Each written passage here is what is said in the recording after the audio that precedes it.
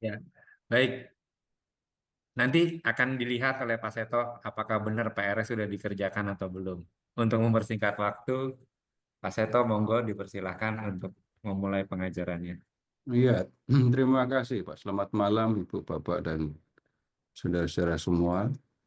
Selamat malam, Pak. Malam, Pak Seto. Langsung bisa dicek ini tugas membacanya. Kalau kita mengingat struktur Injil Lukas, itu kan mula-mula Yesus berkarya di Galilea. Kemudian Yesus mengadakan perjalanan ke Yerusalem, dan kemudian Yesus berkarya di Yerusalem sampai dengan wafat, bangkit, dan naik ke surga. Gitu kan ya? Ya.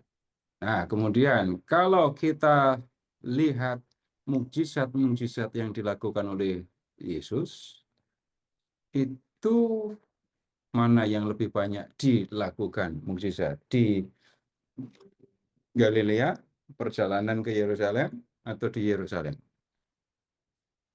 Galilea. Di Galilea. Dalam perjalanan ke Yerusalem, ada mukjizat yang dibuat Yesus apa enggak? Ada. Ada. Kemudian kalau yang di Yerusalem, ada apa enggak? Di Yerusalem. Kayaknya enggak ada ya harusnya Yesus. Kayaknya enggak ada ya. Iya, enggak ada. Udah 100 untuk Bu Leni ya. Nanti hadiahnya diambil ke Pak Ferry ya, Bu ya. Tapi Beneran ya Pak ya? Awas nanti Pak. datang ke kampung sawah tapi. Ya, kita akan lihat mukjizat-mukjizat yang dilakukan oleh Tuhan Yesus. Dan kemudian begini, kita akan lihat ternyata mukjizat-mukjizat itu ada bermacam-macam. Tapi sebenarnya cuma ada 4 macam. Kemudian, kalau kita membaca mukjizat di dalam Injil, dengan mukjizat yang kita temukan di dalam Injil, di dalam kisah para rasul, itu maknanya berbeda. Lalu akan berbeda lagi maknanya dengan mukjizat yang kita alami sekarang. Jadi ada yang berbeda di situ. Nah, kemudian untuk melihatnya, untuk memahaminya, kita coba ini buat daftarnya dulu ya. Bapak Ibu silahkan menyiapkan, boleh siapkan Alkitabnya dan juga siapkan ini kertas untuk mencatatnya ya.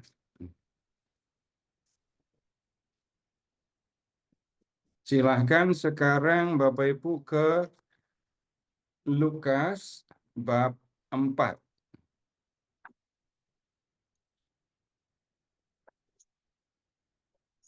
Lukas bab 4.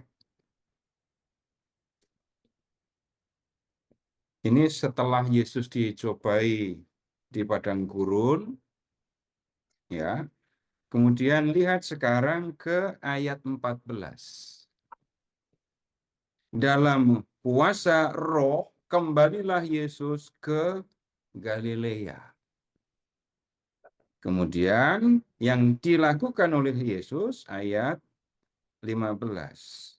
Sementara itu dia mengajar di rumah-rumah ibadah di situ dan semua orang memuji dia. Bapak Ibu, Tuhan Yesus belum punya murid ya.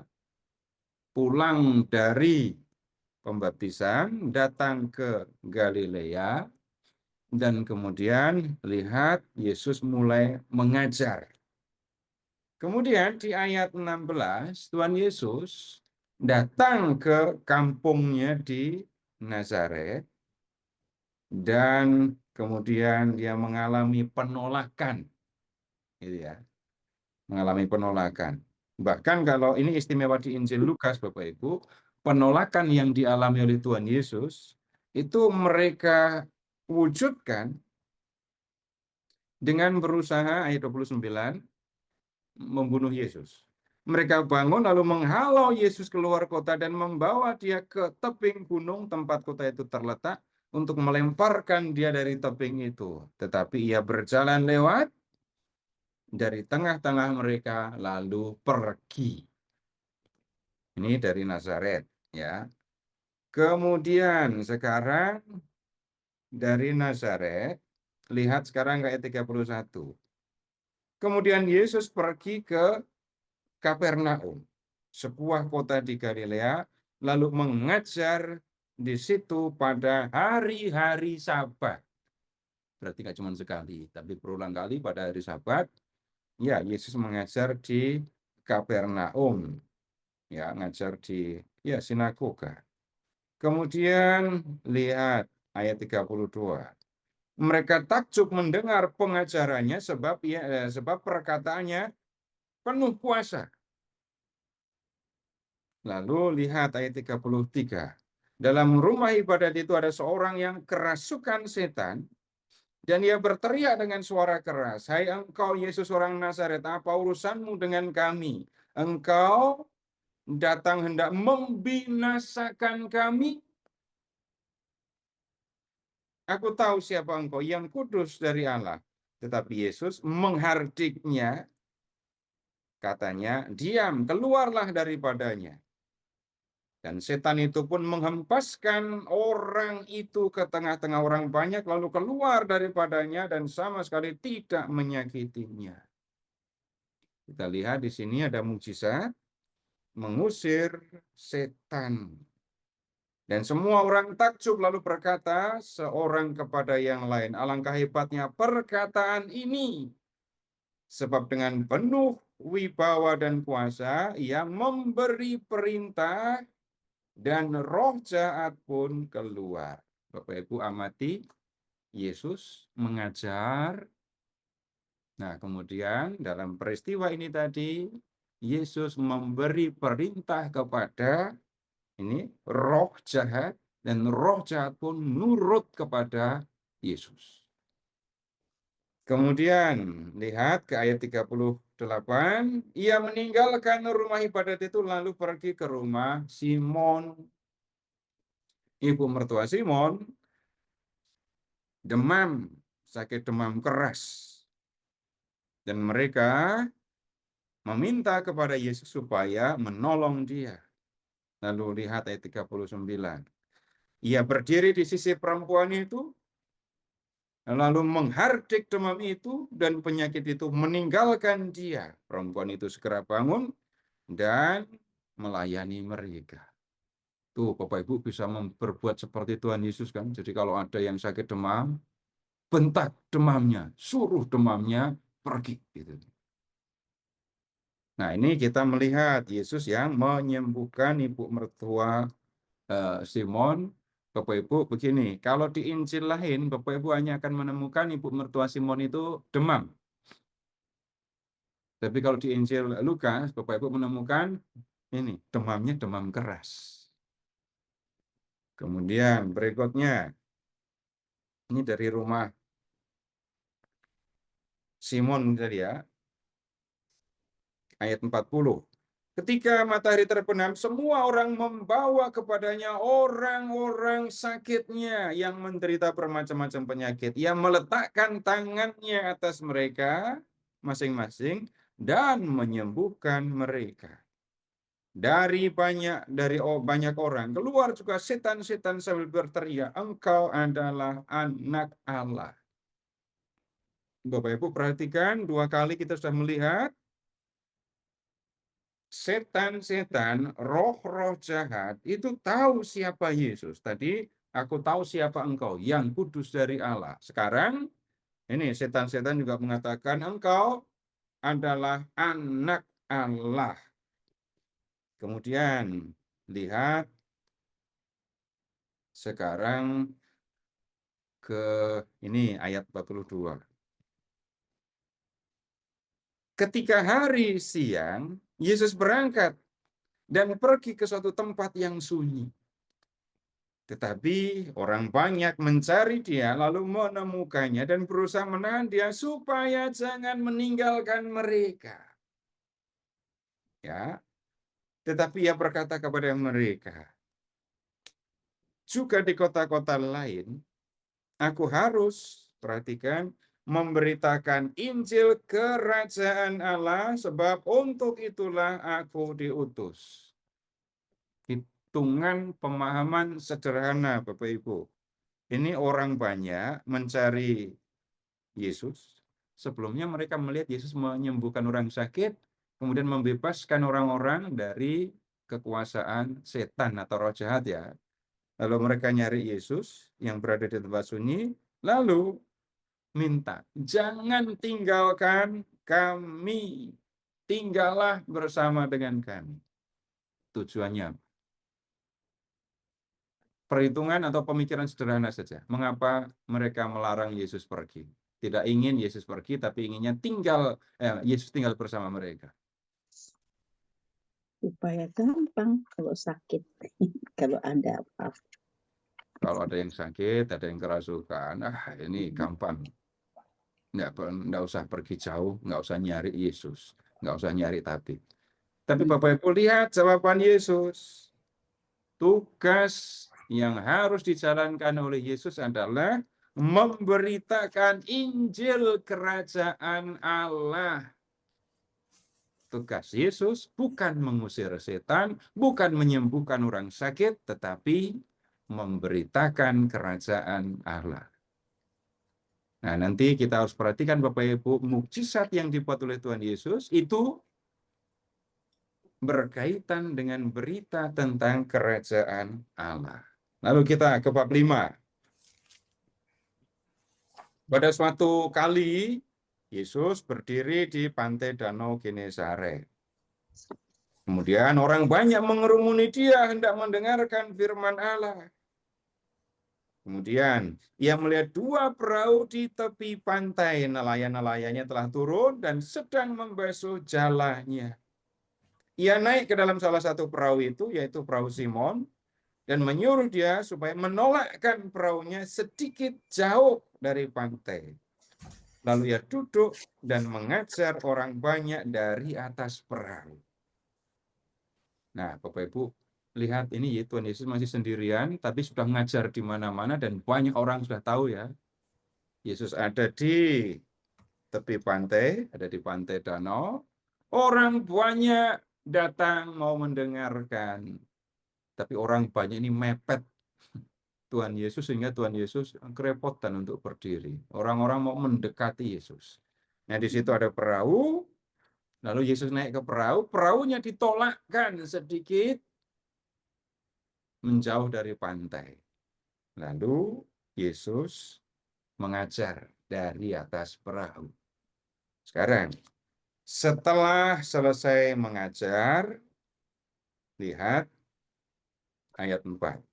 Ia berkata kepada Simon, pemilik perahunya ya, Simon, bertolaklah ke tempat yang dalam dan tebarkanlah jalamu untuk menangkap ikan.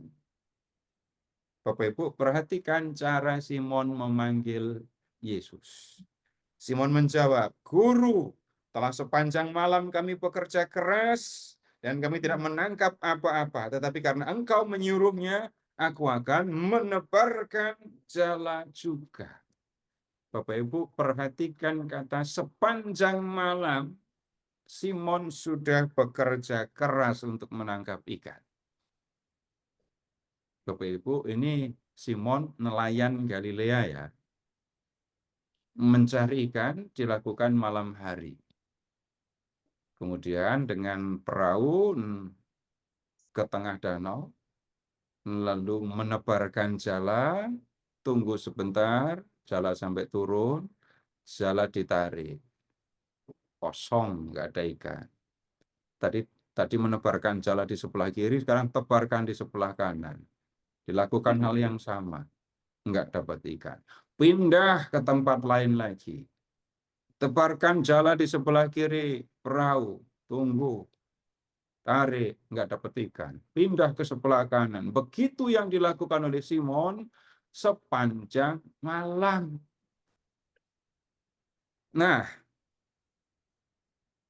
guru Yesus meminta Simon untuk membawa perahunya ke tempat yang dalam.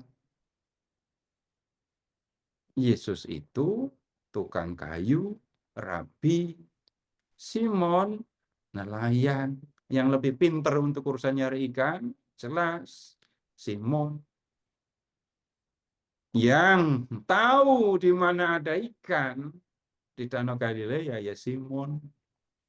Pakai hitungan wajar, Simon nelayan. Dari kecil mainnya sudah di danau. Nyari ikan udah kebiasaannya. Tetapi lihat sebutan guru. Karena guru Yesus memintanya, Simon melakukannya. Ya, tunggu dulu. Ini Tuhan Yesus ikut naik perahu apa enggak? Enggak. Iya ikut dong, naik dia. Jadi Artinya lihat kan ya. sudah jadi perahu, masih Ikut. di perahu. Ikut nah. Nah, makanya berarti ikut naik perahu apa udah turun? Ikut. Masih di perahu. Masih di perahu. Enggak kayaknya turun besan. Coba lihat. Iya, ayat 3. Ia naik ke dalam salah satu perahu, yaitu perahu Simon, menyuruh supaya menolakkan perahunya sedikit jauh. Kemudian Yesus duduk dan mengajar dari atas perahu. Setelah selesai bicara, ia berkata kepada Simon, Simon, bertolaklah ke tempat yang dalam dan tebarkan jalan. Simon menjawab, Guru, setelah sepanjang malam kami bekerja keras untuk menangkap, bekerja keras, dan kami tidak menangkap apa-apa, tetapi karena Engkau menyuruhnya, aku akan menebarkan jala juga. Belum kejawab ya, naik turun atau enggak. Tapi kata turunnya enggak ada ya. Enggak ada. Kemudian lanjut dulu, nanti Bapak Ibu tahu dengan jelas sekali. Dan setelah mereka melakukannya, loh kok mereka melakukannya? Berarti Simon enggak sendirian. Kemudian mereka menangkap sejumlah besar ikan sehingga jala mereka mulai koyak. Sekali tebar dapat begitu banyak ikan, lalu ya ini berasa sekali. Jala ditarik, loh ikannya banyak sekali dan dia khawatir jalannya mulai koyak ini. Lalu mereka memberi syarat kepada teman-temannya di perahu yang lain supaya mereka datang membantunya. Dan mereka itu datang. Lalu bersama-sama mengisi kedua perahu itu dengan ikan hingga hampir tenggelam. Sekali tebar dapat ikan begitu banyak, 2 perahu penuh ikan. Ini enggak masuk akal. Perhatikan, menjala ikannya siang hari. Yang ngasih tahu itu guru, bukan nelayan. Harusnya nyari ikan malam. Normalnya nyari ikan malam. Ini siang-siang dapat ikan segitu banyak. Nah, kemudian lihat ayat 8. Ketika Simon Petrus melihat hal itu, ia pun tersungkur di depan Yesus dan berkata, Tuhan, pergilah daripadaku karena aku ini seorang berdosa. Ini kejadiannya di pantai atau di perahu? Simon bicara kepada Yesus? Di perahu dong, harusnya. Perahu. Masih di perahu kan ya? Kemudian 9. Sebab ia dan semua orang yang bersama-sama dengan dia takjub. Perhatikan kata takjub. Oleh karena banyaknya ikan yang mereka tangkap. Demikian pula Yakobus dan Yohanes anak-anak Zebedeus yang menjadi teman Simon. Kata Yesus kepada Simon, jangan takut. Mulai sekarang engkau akan menjadi penjala manusia. Ini berarti masih di perahu juga ya. Jadi Simon, kemudian 11. Dan sesudah mereka menghela perahu-perahunya ke darat, nah ini baru perahunya sampai ke darat. Mereka pun meninggalkan segala sesuatu lalu mengikut Yesus. Perhatikan Bapak Ibu ayat 8, situasi masih ada di dalam perahu dan Simon berkata, pergilah daripadaku Tuhan. Di atas perahu disuruh pergi. Berenang. Karena aku ini seorang berdosa. Apa urusannya Bapak Ibu coba? Nangkap ikan banyak di siang hari, lalu Simon mengatakan, Tuhan pergi daripadaku, aku orang berdosa. Bapak Ibu nggak usah nyari dosa-dosa Simon, tadi nggak percaya. Dan Bapak Ibu perhatikan panggilan Simon kepada Yesus di ayat 8.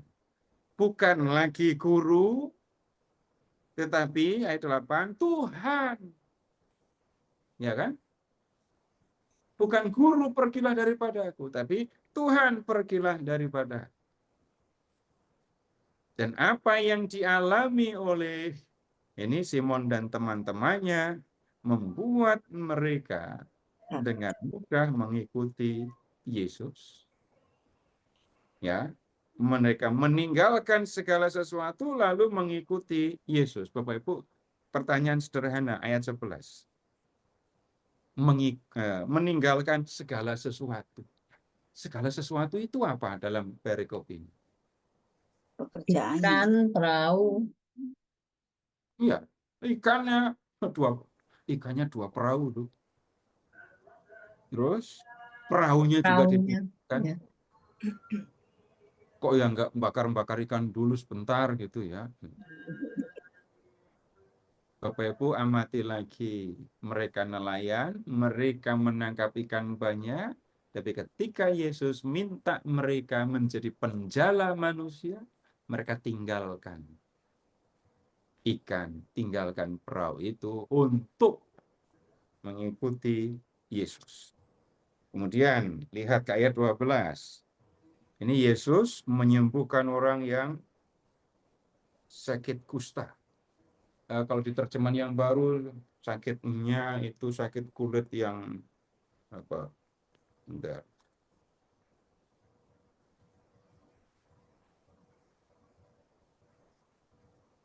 Orang yang sakit kulit gitu aja ya. Sakit kulitnya penuh dengan penyakit menular. Menular. Ya, kalau yang lama di TP1 kan pakai kata kusta. Kenapa ada perubahan dan bagaimana harus memahaminya? Bapak Ibu begini, memahaminya begini. Orang yang kena kusta, sekarang Bapak Ibu ingat kalau orang kena kusta itu ya. Itu kan apa nyebutnya ya? Nanti bisa jadi anggota apa badan, jari, hidung, telinga bisa sudah lepas gitu kan ya. Kemudian kalau kita amati di kitab Imamat bab 13 dan 14 disebutnya penyakit kusta tetapi bisa pulih. Nah, kemudian ini kayaknya nggak cocok, kusta bisa pulih. Maka kemudian terjemahnya menjadi penyakit kulit, penyakit yang menular gitu. Kalau hanya penyakit kulit kan bisa sembuh. Tapi Bapak Ibu, ya kita masih tetap bisa mengatakan ini kusta karena sakit kulit gitu ya. Nah, kemudian sekarang begini yang saya maksudkan, Bapak Ibu ayat 12 ya. Ada orang yang sakit kusta. Lalu ketika ia melihat Yesus, tersungkurlah ia dan memohon, Tuhan, jika Tuhan mau, Tuhan dapat mentahirkan aku. Nah, yang kita perlu perhatikan, sakit kulitnya bukan sekedar sakit kulit jadinya ya. Sakit kulitnya itu membuat orang najis. Jadi orang yang sakit kulit ini penderitaannya double, mungkin juga malah triple. Bapak Ibu begini, orang yang sakit, saya lebih ringan sebenarnya menggunakan kata penyakit kusta. Kenapa? Orang yang sakit kulit, orang yang kusta ini harus jauh dari orang lain. Kalau Bapak Ibu pernah melihat orang yang sakit kulit yang parah, itu melihat fisiknya saja sudah membuat orang jijik ya. Enggak sampai kusta, ada penyakit sakit kulit yang belum sampai kusta, tapi melihatnya saja sudah takut. Apalagi diajak salaman, itu sudah Jadi secara fisik dia sakit, secara psikologis dia tersiksa karena apa? Orang juga nggak mau dekat sama dia. Berikutnya lagi, penyakit ini membuat orang najis. Ini derita yang ketiga. Penyakit yang membuat dia najis ini dipandang sebagai hukuman dari Allah. Sehingga orang yang kena kusta itu harus merasa berdosa karena sedang dihukum oleh Allah. Itu maksudnya. Ini penderitaan orang yang sakit, menderita kusta atau penyakit kulit yang menular itu seperti itu. Secara fisik dia sakit, jijik melihat dirinya sendiri, dia dikucilkan dari orang lain, dan kemudian dia merasa berdosa karena ini kotor. Lalu Yesus mengulurkan tangannya, Bapak Ibu, lalu menjamah orang itu dan berkata, "Aku mau, jadilah engkau tahir." Bapak Ibu, perhatikan cara Yesus menyembuhkan, mengulurkan tangan, menjamah, dan berkata. Nah, seketika itu juga lenyaplah penyakit kustanya.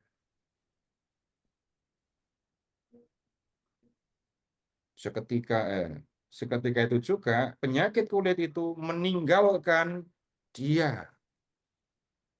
Itu kalimatnya jadinya mirip seperti Yesus yang membentak demam, lalu demamnya pergi. Kalau di sini yang sakit kusta ini, sakit kulit, penyakit kulitnya meninggalkan dia. Nah, kemudian berikutnya, orang banyak mendengar berita itu, lalu berita tentang Yesus nyebar kemana-mana. Lalu lihat ayat 16. Ia mengundurkan diri ke tempat-tempat yang sunyi dan berdoa. Ia mengundurkan diri ke tempat-tempat yang terpencil, lalu berdoa. Nah, kemudian ayat 17. Ini kita menemukan lagi Yesus yang menyembuhkan orang yang lumpuh. Sekarang lihat ke ayat 18. Datanglah beberapa orang mengusung seorang lumpuh di atas tempat tidur. Mereka berusaha membawa dia masuk dan meletakkannya di hadapan Yesus. Karena mereka tidak dapat membawanya masuk berhubung dengan banyaknya orang di situ, naiklah mereka ke atap rumah lalu membongkar atap itu dan menurunkan orang itu dengan tempat tidurnya ke tengah-tengah orang banyak, tepat di depan Yesus. Perhatikan selanjutnya, ketika Yesus melihat iman mereka, berkatalah ia, "Saudara, dosamu sudah diampuni." Orang lumpuh kok diampuni. Harusnya kan bangun, jalan. Yesus malah berkata kepada orang lumpuh itu, "Dosamu sudah diampuni." Nah, kemudian ahli-ahli Taurat dan orang Farisi berpikir dalam hatinya, siapakah orang ini yang menghujat Allah? Siapakah yang dapat mengampuni dosa selain daripada Allah sendiri? Akan tetapi Yesus mengetahui pikiran mereka, lalu berkata kepada mereka, apakah yang kamu pikirkan dalam hatimu? Manakah yang lebih mudah? Satu, mengatakan, dosamu sudah diampuni. Atau dua, mengatakan, bangunlah dan berjalanlah. Bapak Ibu, kalau hanya mengucapkan kata, mudah saja ya. Dosamu sudah diampuni. 3 kata. Bangunlah dan berjalanlah. 3 kata juga. Ini urusannya lebih mudah, itu bukan soal lebih mudah mengucapkan. Tapi perhatikan, di kalimat pertama, mengampuni dosa. 2, menyuruh orang lumpuh berjalan. Mana yang lebih mudah, mengampuni dosa atau menyuruh orang lumpuh berjalan?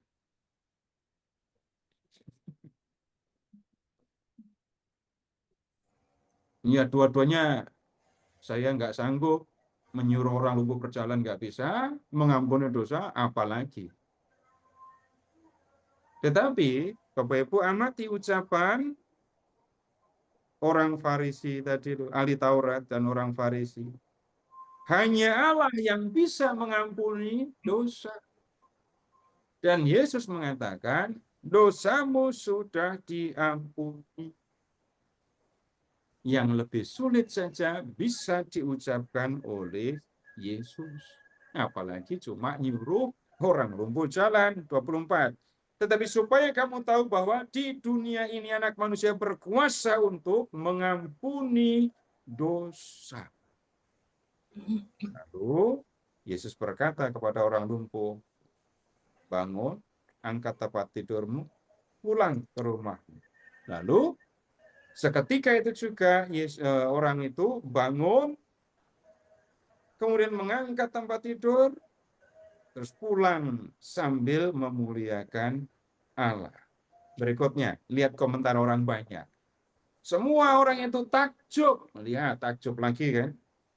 Lalu memuliakan Allah. Dan mereka sangat takut katanya, hari ini kami telah menyaksikan hal-hal yang sangat mengherankan. Lanjut. Ini kita ketemu sekarang dengan Yesus yang memanggil Lewi. Kemudian berikutnya di bab 6. Yesus yang berdiskusi, debat lagi dengan orang Farisi. Kemudian itu berkaitan dengan memetik gandum di hari Sabat ya.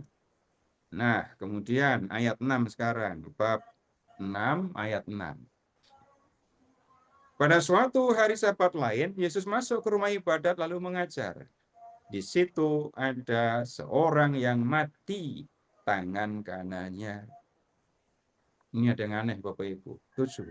Ahli-ahli Taurat dan orang-orang Farisi mengamat-amati Yesus kalau ia menyembuhkan orang pada hari Sabat, supaya mereka dapat alasan untuk mempersalahkan dia. Tetapi ia mengetahui pikiran mereka, lalu berkata kepada orang yang mati tangannya itu, bangunlah, berdirilah di tengah. Bapak Ibu, ini kejadiannya di rumah ibadat ya, berarti di sinagoga. Loh, kok berdirinya di tengah? Tempat duduk sinagoga, Bapak Ibu, itu tidak seperti tempat duduk di dalam gereja atau kapel yang semuanya menghadap ke depan. Jadi penataan tempat duduk di sinagoga itu melingkar mengikuti dinding. Ya. Kemudian Yesus menyuruh orang yang tangannya mati itu ke tengah sinagoga. Bangun, berdirilah di tengah. Maka bangunlah orang itu dan berdiri. Lalu Yesus berkata kepada mereka, aku bertanya kepadamu. Ini pertanyaannya menakutkan ini sebenarnya untuk para ahli Taurat. Mana yang diperbolehkan pada hari Sabat? Berbuat baik atau berbuat jahat? Menyelamatkan nyawa orang atau membinasakannya? Jawabannya jelas kan? Masa pada hari Sabat orang tidak boleh berbuat baik?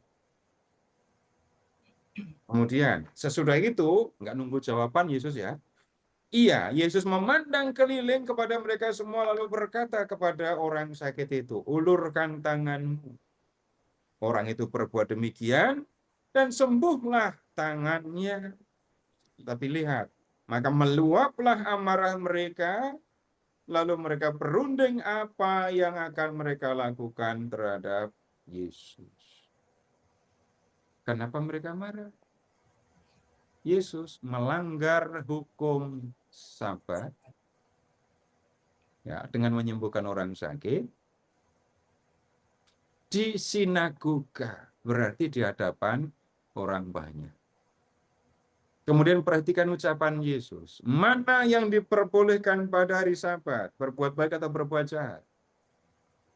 Menyelamatkan nyawa orang atau membunuhnya? Itu kan sama. Kemudian Yesus melakukan penyembuhan.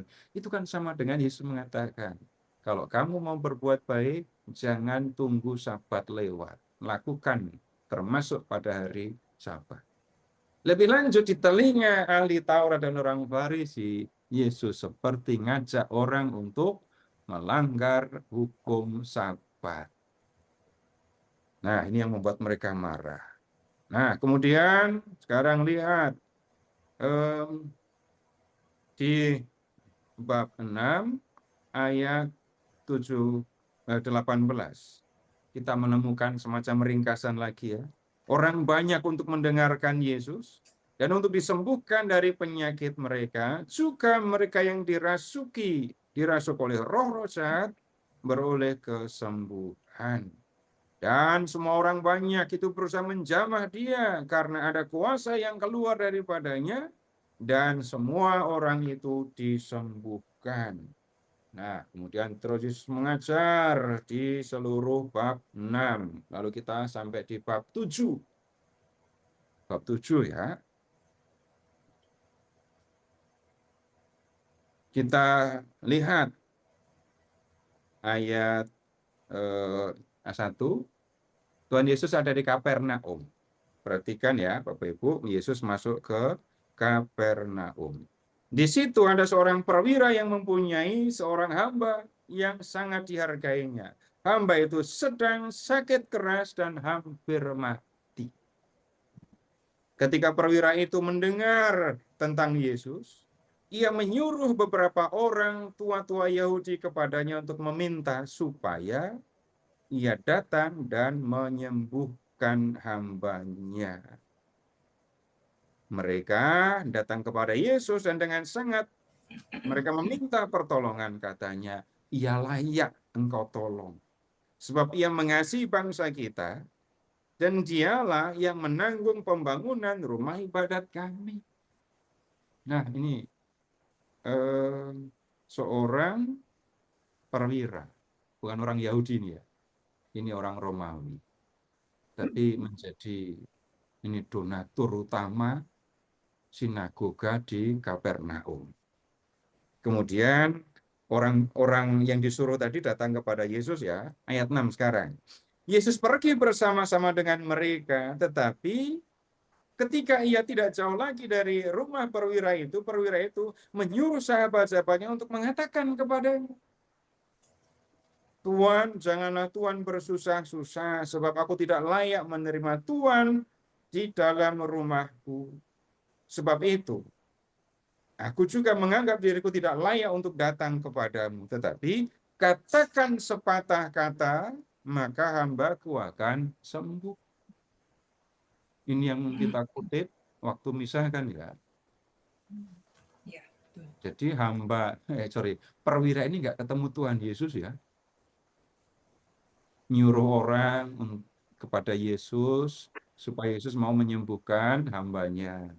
Ketika Yesus datang ke OTW ke rumahnya, udah dekat rumahnya, nyuruh sahabat-sahabatnya menemui Yesus untuk jangan ke rumah, bilang saja, ucapkan sepatah kata, hambaku pasti akan sembuh. Kenapa perwira itu melakukan itu? Perwira itu mengatakan, aku tidak layak menerima Tuhan di rumahku, terus aku menganggap diriku tidak layak untuk datang kepadamu. Sekarang, berikutnya, ayat 9. Setelah Yesus mendengar perkataan itu, ia heran akan dia dan sambil berpaling kepada orang banyak yang mengikuti dia, ia berkata, aku berkata kepadamu, iman sebesar ini tidak pernah aku jumpai sekalipun di antara orang-orang Israel.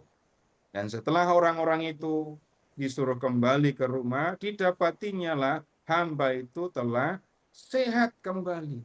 Bapak Ibu, tolong perhatikan. Yesus tidak bertemu dengan hamba yang sakit dan hampir mati itu kan. Ya, betul. Kemudian yang berikutnya, Yesus tidak mengucapkan apa-apa berkaitan dengan penyembuhan. Enggak ada.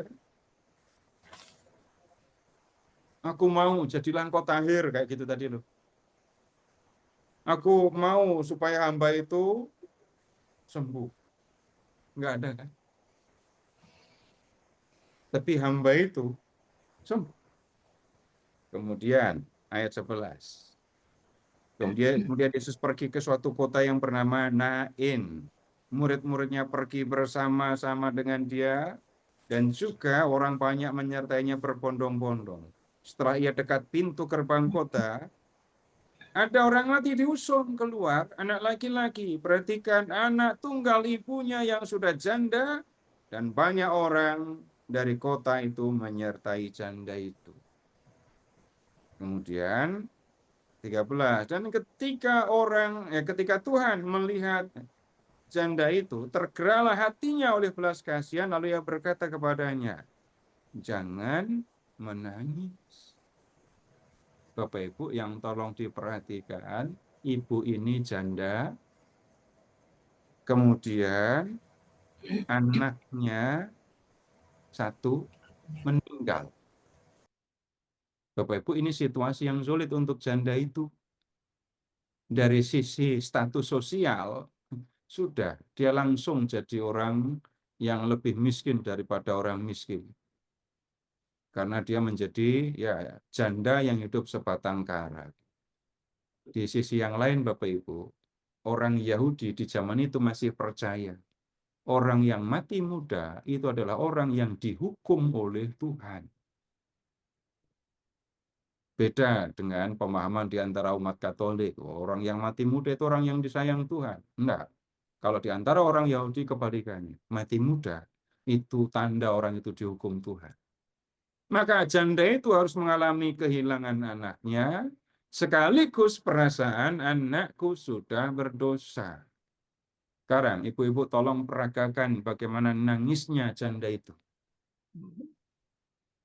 Sedihnya level berapa maksudnya? Lalu Yesus mendekati ibu itu dan mengatakan jangan menangis. Nah sekarang perhatikan cara yang dilakukan Yesus. Sambil menghampiri usungan itu, ia menyentuhnya. Sedang para pengusung berhenti, ia berkata, hai anak muda, aku berkata kepadamu, bangkitlah. Yang disentuh itu usungannya atau jenazahnya?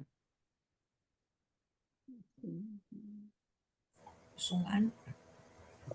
Jenazahnya. Coba lihat, baca teksnya ya. Usungannya. Sambil menghampiri usungan itu, ia menyentuhnya. Terus para pengusung berhenti. Setelah para pengusung berhenti, Yesus berkata, anak muda, bangkit. Anak muda, bangun. Maka bangunlah orang itu dan duduk dan mulai berkata-kata. Dan Yesus menyerahkannya kepada ibunya. Lalu berikutnya lihat reaksinya. Semua orang banyak itu ketakutan. Dan mereka memuliakan Allah. Lalu mengatakan, seorang nabi besar telah muncul di tengah-tengah kita. Dan mereka juga berkata, Allah melawat umatnya. Nabi besar. Nah, dalam perjanjian lama Bapak Ibu, ada Nabi Elia, ada Nabi Elisa yang membangkitkan orang yang sudah mati. Jadi kalau orang-orang itu mengatakan Nabi besar ada di tengah kita, yang mereka ingat dua Nabi itu, Elia, Elisa, yang pernah membangkitkan orang mati. Kemudian berikutnya Bapak Ibu, sekarang bab 7 di Yesus dan Yohanes Pembaptis, lalu diurapi perempuan berdosa, lalu pindah ke bab 8. Kita ketemu para perempuan yang membantu Yesus dalam karyanya. Kemudian sekarang kita ke bab 8 ayat 22. Bapak Ibu kita selesaikan, kita cari, kita lihat semua mukjizat dulu ya. Baru setelah itu kita akan belajar sesuatu mengenai mukjizat. Jadi cara belajarnya begitu. Ini cara belajar para ahli kitab suci begitu.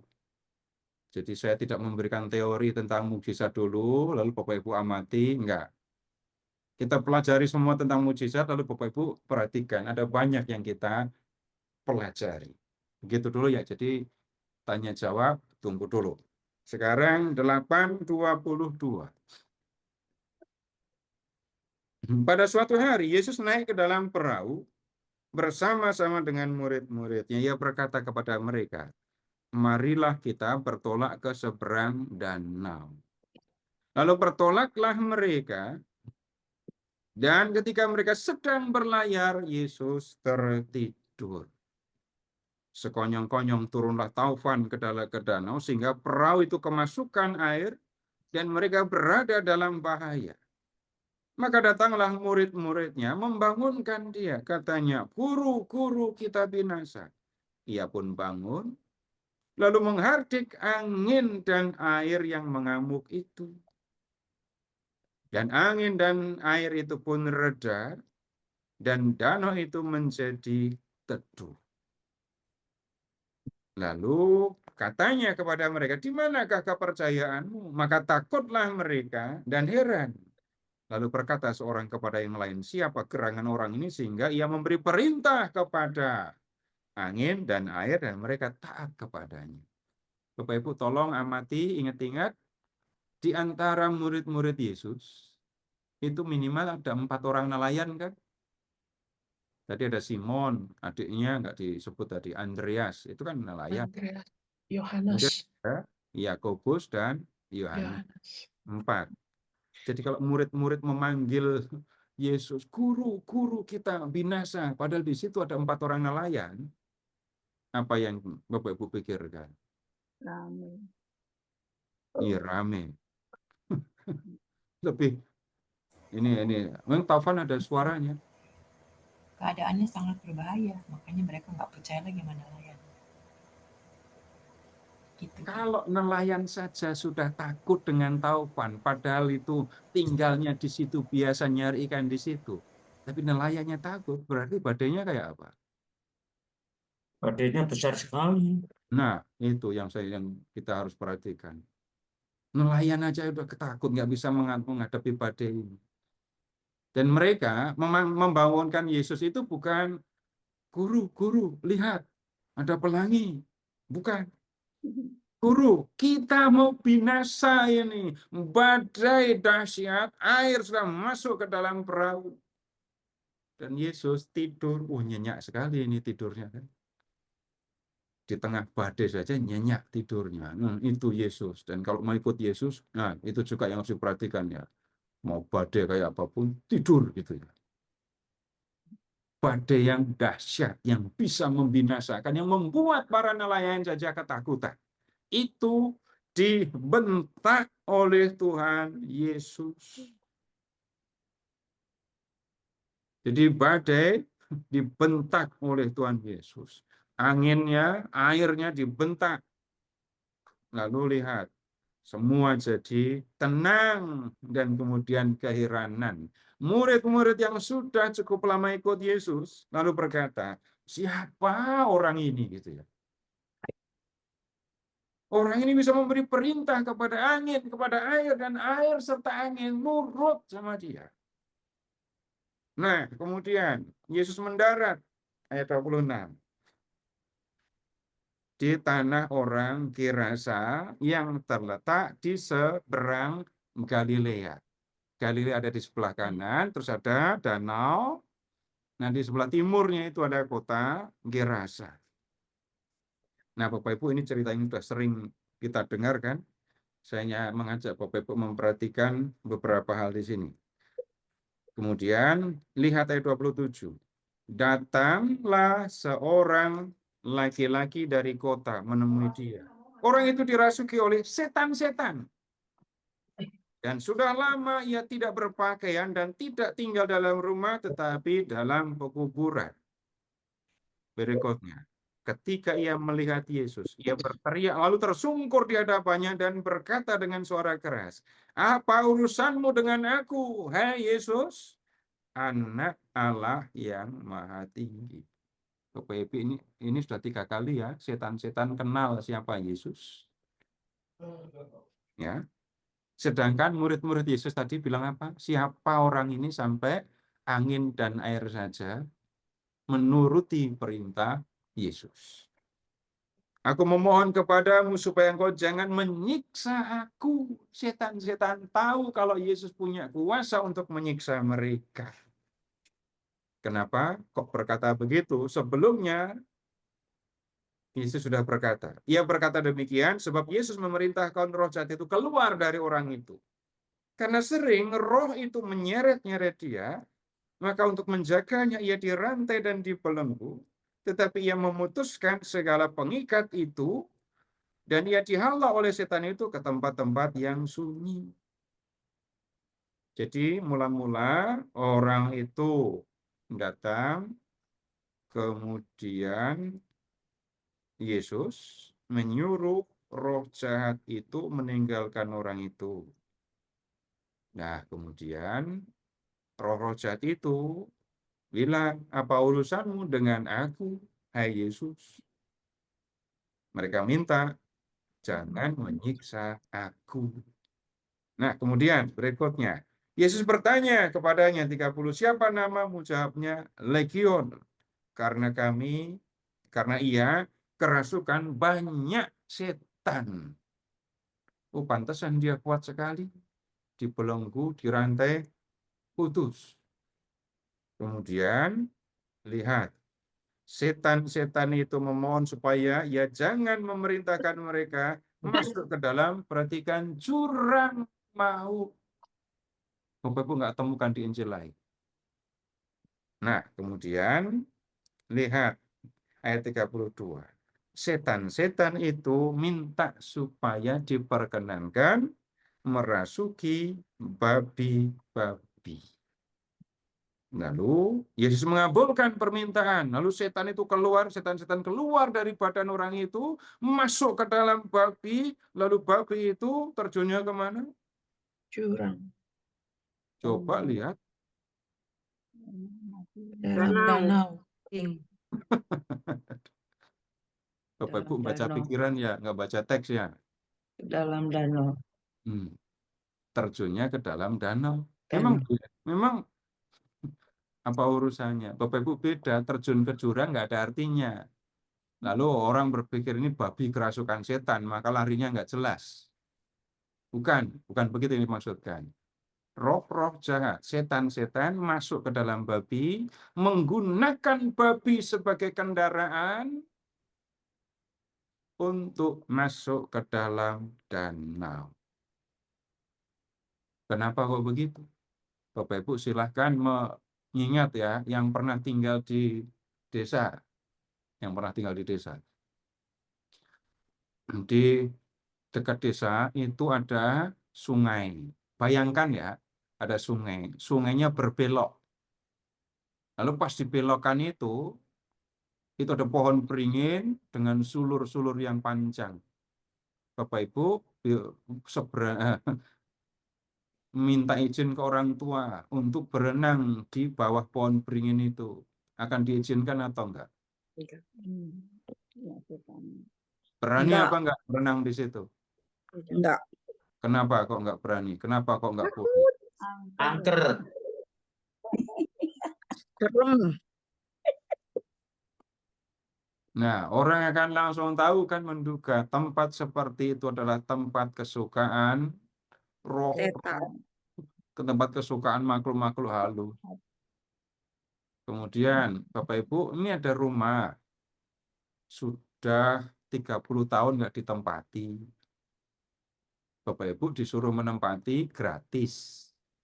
Langsung mau atau mikir dulu? Kenapa kok mikir dulu? Rumahnya gratis loh, cuma 30 tahun doang nggak ditempati. Sudah ada penghuninya. Penghuni lain. Nah, Bapak Ibu, kita dalam masyarakat kita itu kita mengetahui, kita percaya, mungkin juga mengalami ada tempat-tempat tertentu yang menjadi hunian dari makhluk-makhluk halus. Terus contoh yang lain lagi, itu ada pohon nangka besar, di sekitarnya kosong. Boleh metik nangka sesukanya, tapi malam hari ya. Gitu. Nah, di tempat-tempat tertentu pohon nangka itu diyakini tempatnya kuntilanak. Ya. Nah, di Israel zaman kuno, Bapak Ibu, itu ada tempat-tempat yang diyakini sebagai hunian makhluk-makhluk halus, tempat tinggalnya roh-roh jahat. Mana saja? Rumah kosong, kota kosong, kemudian gurun pasir, kemudian yang lain lagi laut. Laut itu tempat berkuasanya, tempat tinggalnya roh-roh jahat. Jadi yang kita lihat dalam mukjizat ini tadi, roh-roh jahat itu masuk ke dalam babi, lalu dengan kendaraan babi mereka pulang ke danau. Begitu maksudnya. Bukan roh-roh jahat pindah ke dalam babi, babinya kerasukan lalu jalan sembarangan, nyemplung jurang. Bukan itu yang dimaksudkan. Nah, kemudian kalau tadi Yesus meredakan badai, meredakan ini ombak di danau, Bapak Ibu, ini ada kaitannya dengan Yesus yang mengusir roh-roh jahat dari orang Gerasa tadi.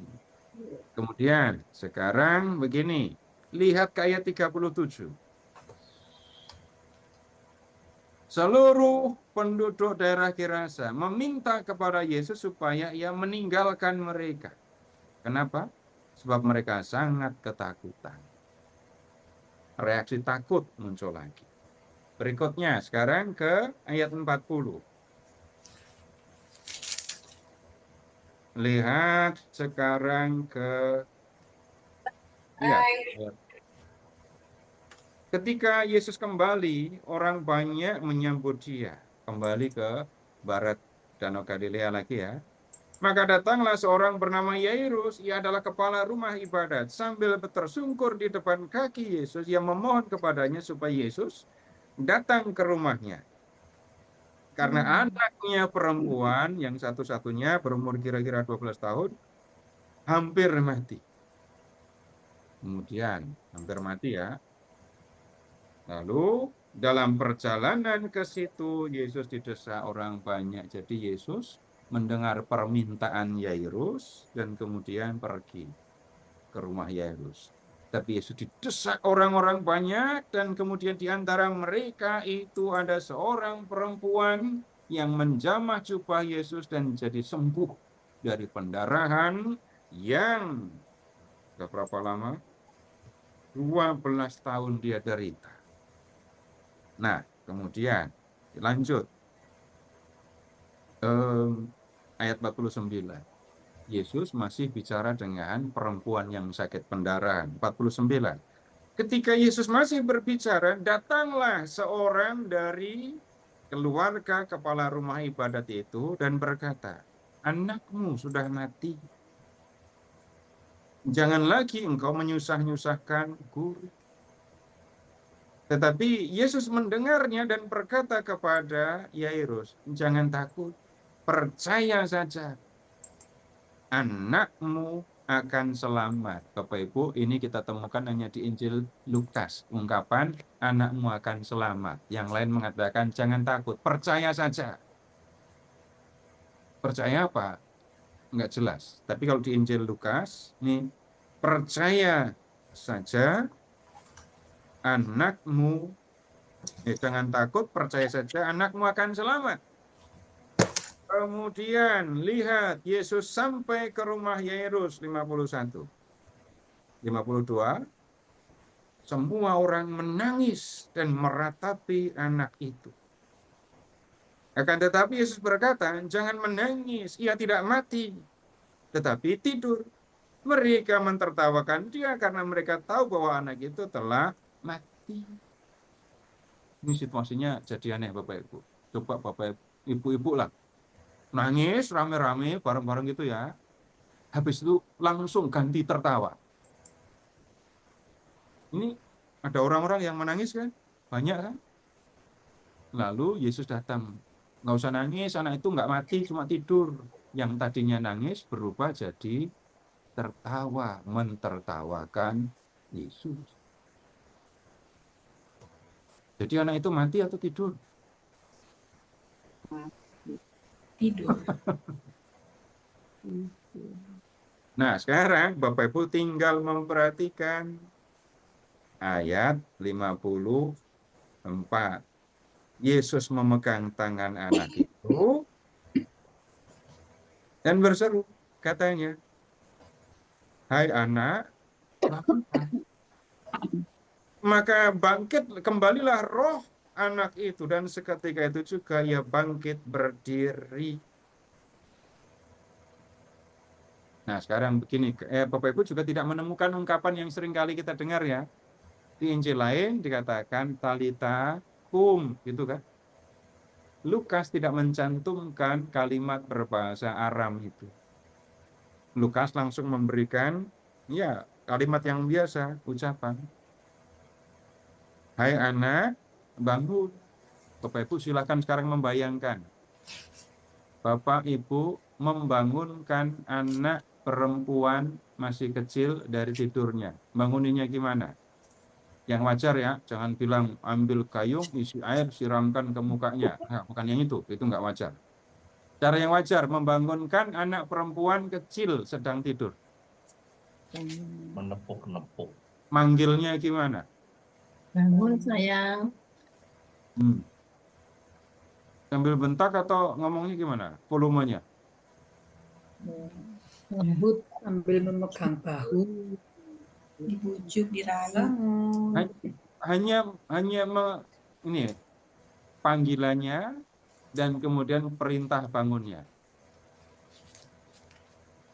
Manggilnya gimana kalau anak perempuan kecil? Jadi saya nggak ngomong nepuk-nepuk, cium kening, nggak itu ya, bukan itu yang saya maksudnya. Tangi Man- dek, tangi dek. Hanya begitu saja kan. Jadi kalau Bapak Ibu mendengar kata talita, itu pasti ngomongnya lembut. Tapi ini dipakai kata berseru ya. Nah, bangun, sayang, bangun, Nduk, tangi, gitu. Cuman gitu doang. Bapak Ibu amati jadinya anak itu tidur, anak itu mati, tetapi Yesus membangkitkannya semudah membangunkan anak yang sedang tidur. Gitu maksudnya. Membangkitkan orang mati bagi Yesus itu semudah membangunkan anak yang sedang tidur. Kalau Bapak Ibu ingat ya tadi yang di kota Nain tadi,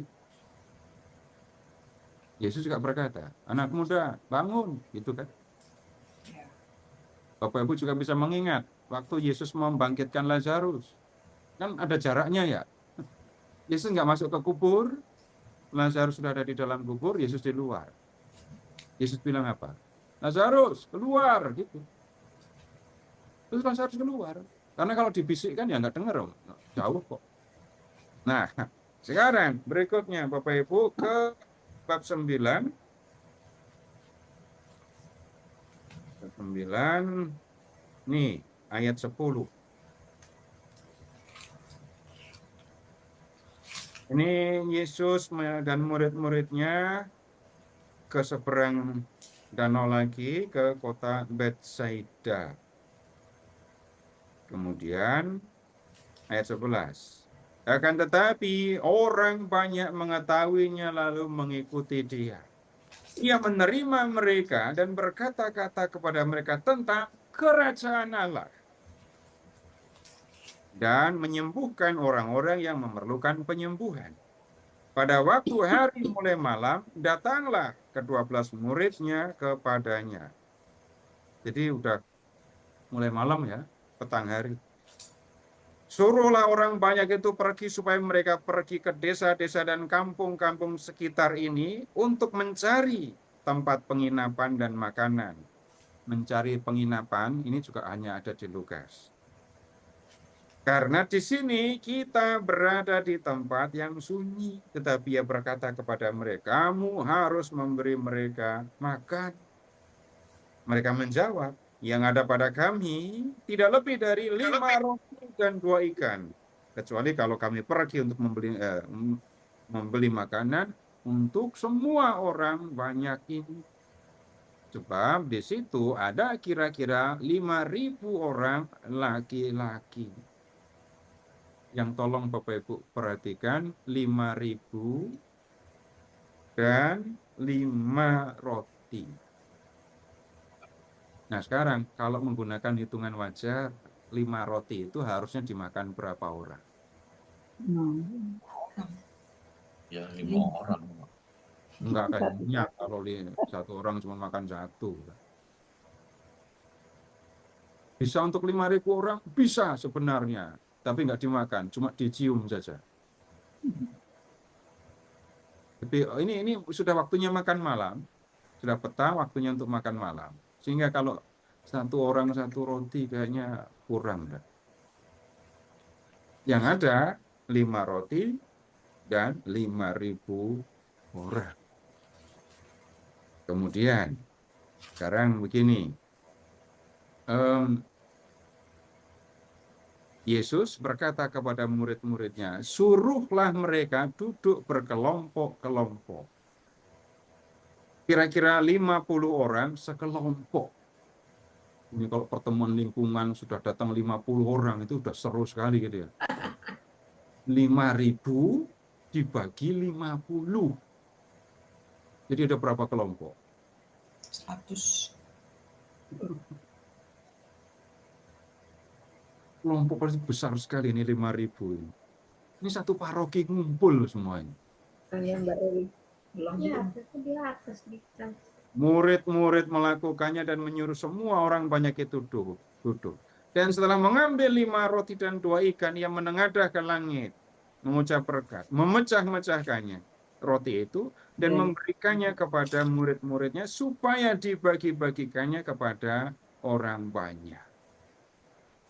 Mereka semuanya makan sampai kenyang, kemudian dikumpulkan potongan-potongan roti itu yang sisa sebanyak 12 bakul. Nah, Bapak Ibu, ada yang mengatakan, mungkin juga Bapak Ibu pernah mendengarkannya, ini bukan mukjizat. Cuma Yesus memberi motivasi kepada orang untuk membagi bekal. Kelihatannya pemahaman itu indah, bagus gitu ya. Tapi kemudian Bapak Ibu silahkan memperhatikan apakah orang-orang itu siap untuk membawa bekal ketika mereka mengejar Yesus. Kemudian yang berikutnya, kalau ada ini sisa roti, kelebihan roti itu sampai 12 bakul. Berarti satu orang itu membawa bekal untuk berapa orang? Kalau satu orang bawa bekalnya sendiri, cukup makan sendiri ya, udah selesai, nggak perlu ada sisa. Nah, kemudian pemahaman yang seperti itu dalam studi kitab suci nggak diterima. Di Perjanjian Lama ada seorang nabi yang melakukan mukjizat yang sama, namanya Nabi Elisa. Tapi mukjizatnya tidak sebesar yang dilakukan oleh Tuhan Yesus.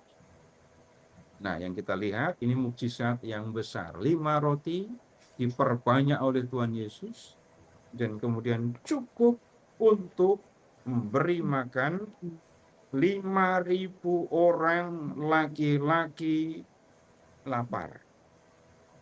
Lapar. Kenapa? Bapak Ibu, itu juga penting untuk diperhatikan.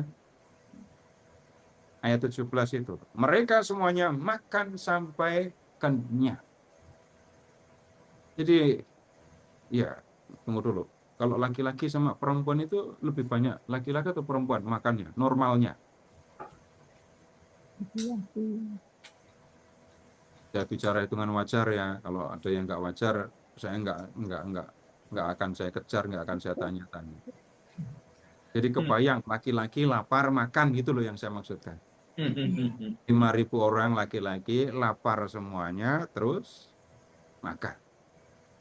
Kebayang maksud saya, roti yang dibuat oleh Tuhan Yesus itu seperti apa. Nah, kemudian sekarang begini Bapak Ibu. Oh, sebelumnya apakah ada perlu klarifikasi? Kalau ada yang perlu ditanyakan. Jadi setelah ini saya akan sampaikan, saya ajak Bapak Ibu untuk melihat apa makna mukjizat yang dibuat oleh Tuhan Yesus tadi. Ya. Tapi kemudian sebelum itu, kalau ada yang perlu ditanyakan, silahkan Pak. Ya, baik. Bapak Ibu, silakan jika ada yang ingin disampaikan atau ditanyakan. Mau, Pak. Oh, baik. Ibu Miska, silakan Ibu Miska. Bukan saya, Pak. Ah, maaf. Siapa itu? Dengan siapa tadi? Leni, Pak. Oh, Pak. Ibu Leni. Oh iya, baik Ibu Leni. Silakan.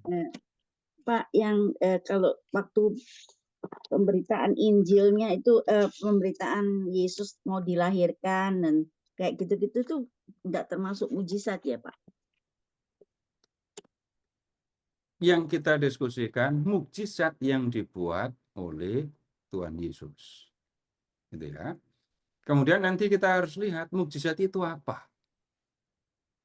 Jadi kalau kita menemukan dalam kisah masa kanak-kanak Yesus, kalau di Injil Lukas, mana yang bisa yang dianggap sebagai mukjizat dalam kisah masa kanak-kanak? Malaikat menjumpai gembala? Iya, Maria, terus gitu ke gembala-gembala, terus kayak tiga raja itu gitu tuh enggak termasuk mujizat, Pak. Enggak. Sama tuh Zakaria yang itu, Zakarias masuk. Ya, itu bukan mukjizat. Nanti kalau habis itu nanyanya, kalau bukan mukjizat, terus apa? Gitu ya. Nah iya makanya. Nah ini bisa tahu gitu loh, Pak. Nah, makanya saya tidak bahas tentang itu karena apa? Itu semua perjumpaan dengan Tuhan. Perjumpaan dengan Tuhan, wujudnya macam-macam. Tuhan menjumpai manusia, wujudnya, pengalamannya juga berbeda-beda. Jadi kalau begini, malaikat mendatangi gembala gitu ya. Ah, nanti kalau dalam bahasa ini studi bahasa ini namanya teofani. Teofani. Jadi Allah menyatakan diri. Allah menampakkan kemuliaan. Jadi kalau misalnya di perjanjian lama, Yakub bermimpi, kemudian ketemu kelihatan tangga yang menghubungkan dunia dengan surga. Itu namanya teofani yang seperti itu. Ya, begitu. Ini Pak, makasih. Tanya Pak, mau bertanya Pak, kasih tanya. Ya Bu, silakan Bu. Iya, iya apa dalam mujizat perkataan Yesus itu dengan Injil satu dengan yang lainnya kok bisa beda itu kenapa ya? Kurang jelas. Suaranya kurang jelas. Suaranya keras tapi kata-katanya. Perkataan Yesus itu dalam menjawab dalam melakukan mujizat itu apa kalau di Injil ini begini tapi nanti ini nggak sama kok Injil itu nggak ada katanya mereka begitu itu kenapa ya Pak? No. Apa tiap penginjil itu beda-beda pemikirannya. Iya, kalau tiap penginjil berbeda, ya kita pernah mendiskusikannya kan. Jadi satu Injil dengan Injil yang lain beda. Apa yang istimewa di Injil Lukas, saya tunjukkan tadi. Suruh orang-orang itu cari penginapan dan makan malam gitu. Penginapan itu cuma ada di Injil Lukas. Kemudian tadi yang lain lagi, percaya saja anakmu akan selamat. Untuk Lukas, percaya saja itu belum jelas. Jadi harus diberi keterangan lebih lanjut. Anakmu akan selamat. Sudah mati, tapi akan selamat.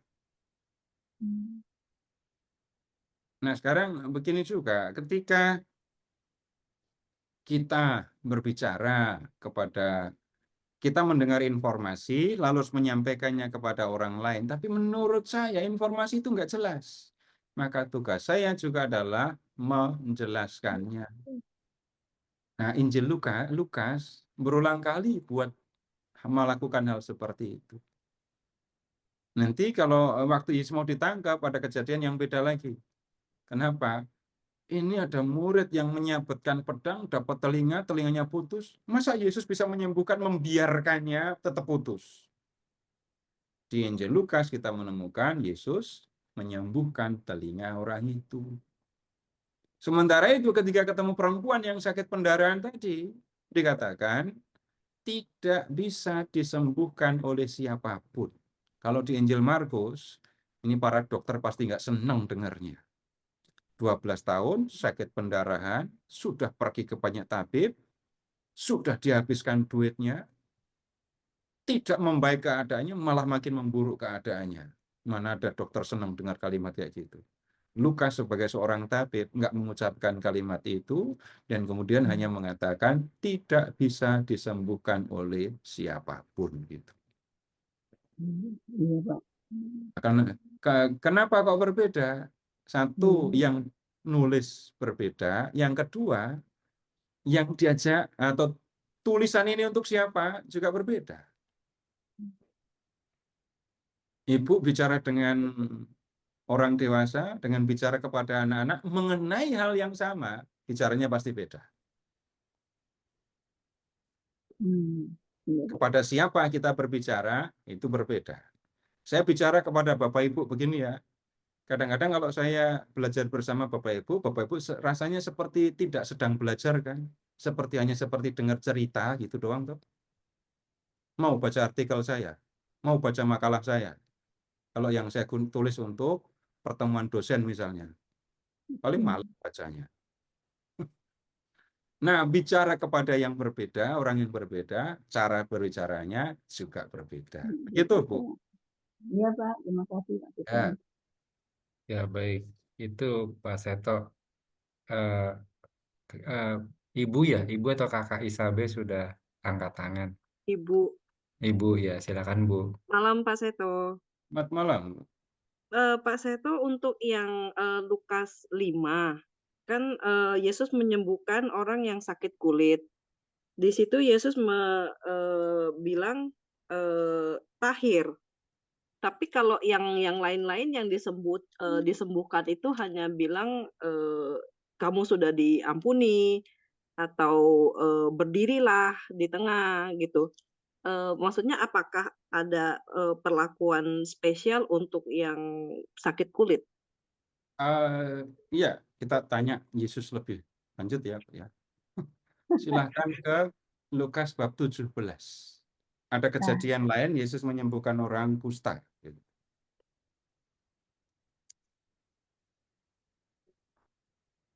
Ingatkan saya jam 8:30 harus mulai dengan tema ya. Ya. Ya. Bab 17 ayat 11. Ini mukjizat lain, tapi sama-sama penyembuhan orang kusta. Dalam perjalanan ke Yerusalem, Yesus menyusur perbatasan Samaria dan Galilea. Ayat 12, ketika ia memasuki suatu desa, datanglah 10 orang kusta menemui dia. Mereka tinggal berdiri agak jauh dan berteriak. Berdiri agak jauh, teriak, beda dengan yang tadi. Yesus menjamah bahkan tadi, dekat sekali. Yesus, Guru, kasihanilah kami. Lalu ia memandang mereka dan berkata, perhatikan ucapan Yesus, pergilah, perlihatkanlah dirimu kepada imam-imam. Bukan kepada tabib, kepada imam. Dan sementara mereka di tengah jalan, mereka menjadi tahir. Orang dari mereka ketika melihat bahwa mereka telah sembuh, kembali memuliakan Allah dengan suara nyaring, lalu tersungkur di depan kaki Yesus. Lalu mengucap syukur kepadanya. Orang itu adalah seorang Samaria. Lalu Yesus berkata, bukankah 10 orang tadi semuanya telah menjadi tahir? Di manakah yang 9 itu? Tidak adakah di antara mereka yang kembali untuk memuliakan Allah selain daripada orang asing ini? 10 orang, 9 Yahudi, 1 Samaria, kusta semua. Mereka teriak kepada Yesus, Guru, kasihanilah kami. Yesus jawab, pergi perlihatkan dirimu kepada imam-imam. Ini kan perjalanan ke Yerusalem ya. Lihatkan diri kepada imam, berarti 10 orang ini harus pergi ke Yerusalem, cari imam, supaya imam memeriksa. Nah, kemudian nanti imam yang akan menentukan orang ini sudah tahir atau belum. Nah, kemudian ini hanya kita bisa pahami Bapak Ibu dengan membuka, silahkan dibuka ini ya, Imamat mulai dari bab 11.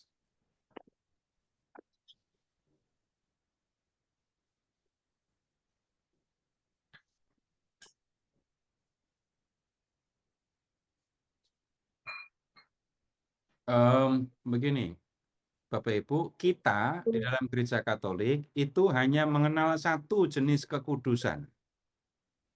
Kekudusan yang kita kenal adalah kudus secara moral. Tidak mencuri, tidak membunuh, tidak berzina, tidak bersaksi dusta, tidak mengingini istri rumah orang. Itu kudus moral, perilaku. Orang Yahudi punya satu kekudusan lagi, namanya kudus ritual. Kudus ritual. Kudus ritual itu bagaimana? Sederhananya, mulai dari yang gampang ya, mandi, pakai ganti baju. Jadi orang Yahudi kalau mau sembahyang, mandi. Kemudian ada ritus pembasuhan. Kemudian pakai baju yang bersih, yang sudah dicuci. Mereka tidak akan dalam keadaan berkeringat, basah kuyup, berdoa. Nah, kudus ritual. Nah, kudus ritual itu kalau dalam bahasa yang kita biasa dengar itu namanya tahir. Tidak kudus secara ritual namanya najis.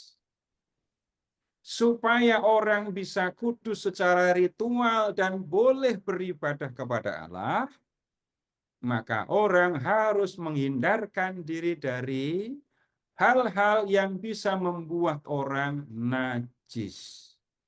Apa saja yang bisa membuat orang najis? Perhatikan ayat bab 11. Daging binatang haram. Jadi yang haram dagingnya ya, bukan orangnya haram. Orang yang makan daging binatang haram, nah itu jadi najis. Di situ ada daftarnya. Kenapa ini babi dan saudara-saudaranya haram semua. Unta. Kemudian yang lain lagi itu binatang omnivora itu haram. Berikutnya lagi, kalau ikan, nah gini prinsipnya ya, binatang yang boleh dimakan kaki 4, berkuku belah dan memamah biak. Babi kenapa haram? Kukunya belah tapi tidak memamah biak. Ikan yang boleh dimakan bersirip dan bersisik. Belut, lele, patin, hiu. Nah, nggak boleh dimakan karena bersirip tapi nggak ada sisiknya kan. Kemudian silahkan ke bab 12. Apalagi yang bisa membuat orang najis? Bab 12, darah. Nah sekarang ke bab 13 dan 14. Apalagi yang bisa membuat orang najis? Kusta. Nih, yang panuan hati-hati. Itu tanda mau jadi kusta. Apalagi panuan, terus di situ ada itu rambut yang tumbuh. Wah, itu calon kusta itu. Ini keterangannya banyak sekali, Bapak Ibu. Dan makanya terjemahannya menjadi penyakit kulit yang menajiskan, penyakit kulit yang menular. Karena kalau kusta, kalau Bapak Ibu membaca bab 13 ini, kayaknya bukan kusta dah gitu. Sakit kulit aja macam-macam gitu. Nah, kemudian sekarang begini, khusus lihat orang kusta ya. 13 ayat 45. Imamat 13 ayat 45. Orang yang sakit kusta harus berpakaian cabik-cabik, rambutnya terurai, dan lagi harus menutupi mukanya sambil berseru, najis, najis. Bukan orang lain yang teriak dia najis, tapi orang kusta itu sendiri yang harus teriak najis. Selama ia kena kusta, ia tetap najis. Ya. Memang ia najis dan harus tinggal terasing di luar perkemahan tempat kediamannya. Kemudian mundur dulu ke bab 13 ayat 2. Apabila pada kulit badan seseorang ada bengkak atau bintil-bintil atau Bercak putih. bercak putih. Terjemahan yang lama apa? Enggak ada Pak yang buka terjemahan lama. Yang Pak Pano. itu tadi yang saya bilang panuan, yang panuan hati-hati jangan-jangan kena kusta itu tadi. Bercak putih. Kan susah membayangkan bercak putih. Panu jelas gitu ya. Yang mungkin menjadi penyakit kusta pada kulitnya, perhatikan, ia harus dibawa kepada Imam Harun atau kepada seorang dari antara anak-anaknya. 3. Imam harus memeriksa penyakit pada kulit itu. Kalau bulu di tempat penyakit itu sudah berubah jadi putih dan penyakit itu telah kelihatan lebih dalam dari kulit, maka itu penyakit kusta. Yang memeriksa imam. Imam yang menentukan ini kusta atau bukan. Begitu dinyatakan kusta, dia harus pergi meninggalkan kampungnya. Seperti yang kita lihat di ayat 45 tadi. Nah, kemudian kalau orang yang kena kusta, yang kena sakit kulit itu sembuh, yang punya kuasa untuk menentukan dia sudah sembuh atau belum, Imam. Sekarang 14 ayat 2. Inilah yang harus menjadi hukum tentang orang yang sakit kusta pada hari pentahirannya. Ia harus dibawa kepada imam. Dan imam harus pergi keluar perkemahan. Kalau menurut pemeriksaan imam, penyakit kusta itu telah sembuh daripadanya, maka imam harus memerintahkan supaya bagi orang yang akan ditahirkan itu diambil 2 ekor burung yang hidup dan seterusnya.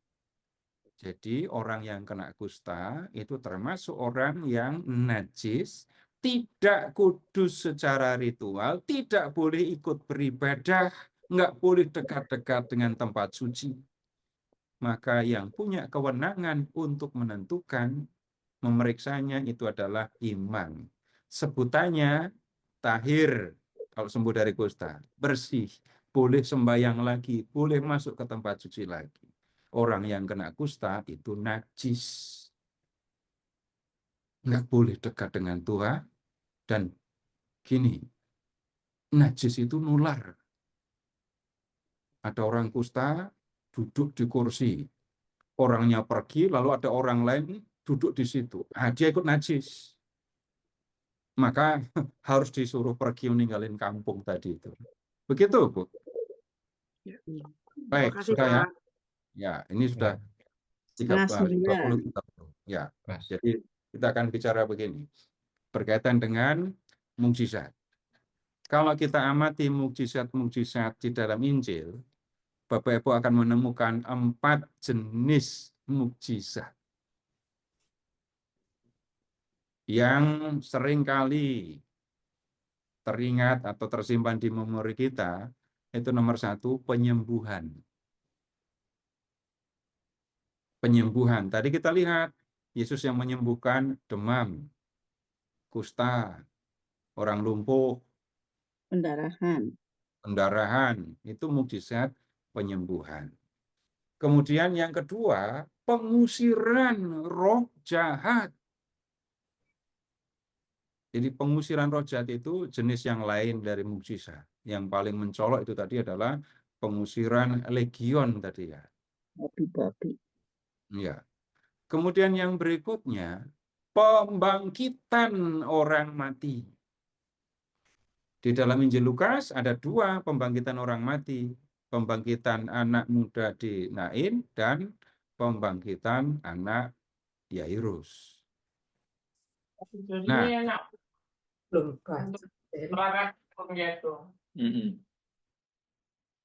Nah, kemudian kalau di Injil lain, Matius, Markus, itu hanya bercerita tentang penyembuhan, pembangkitan anak Yairus. Ya. Di Injil Yohanes ada pembangkitan Lazarus, tetapi tidak ada pembangkitan anak Yairus, tidak ada pembangkitan anak muda di Nain tadi. Nah, yang hanya ada di Lukas, ya ini pembangkitan anak muda di Nain. Kemudian berikutnya yang keempat, jenis mukjizat yang keempat itu mukjizat alam. Yang mana mukjizat alam itu? Berarti gelombang laut. Meredakan Angin.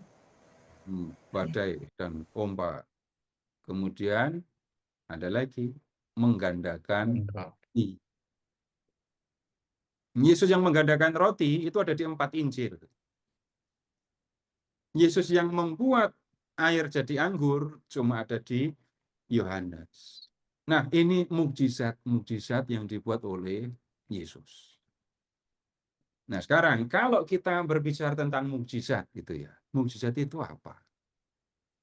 Bapak Ibu, saya tidak akan mengikuti spiritualisasi.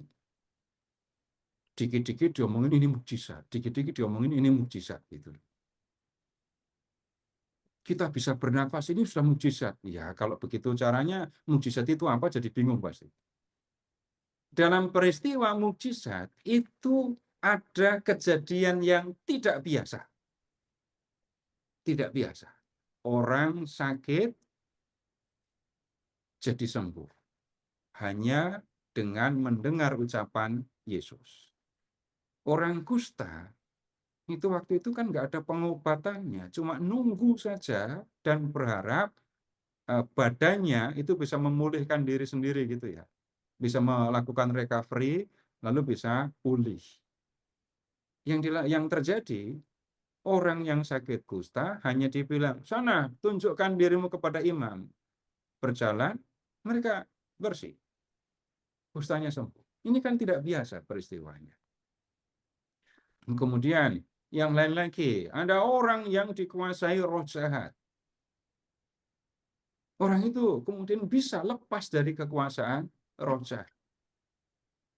5 roti bisa dimakan oleh 5.000 orang. Nah, ini kan nggak biasa.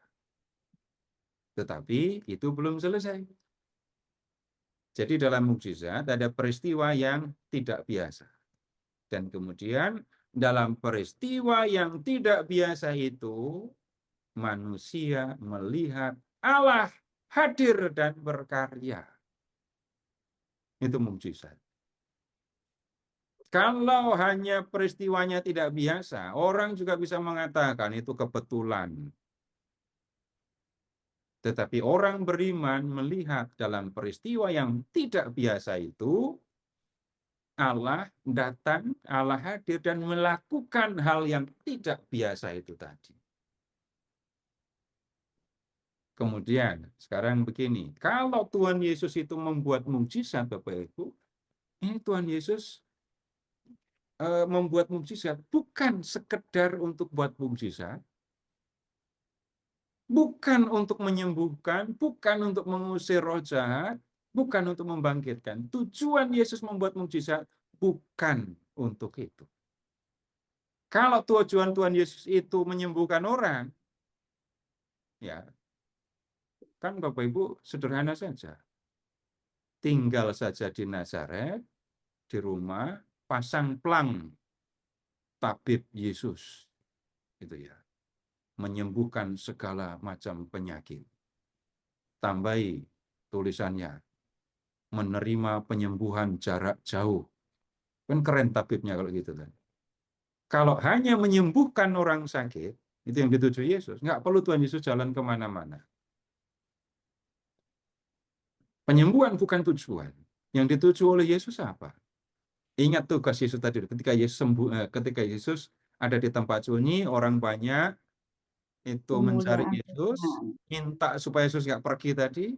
Nah, Yesus malah menunjukkan tugasku bukan menyembuhkan orang sakit, gitu Lukasnya. Tapi tugasku adalah memberitakan kerajaan Allah.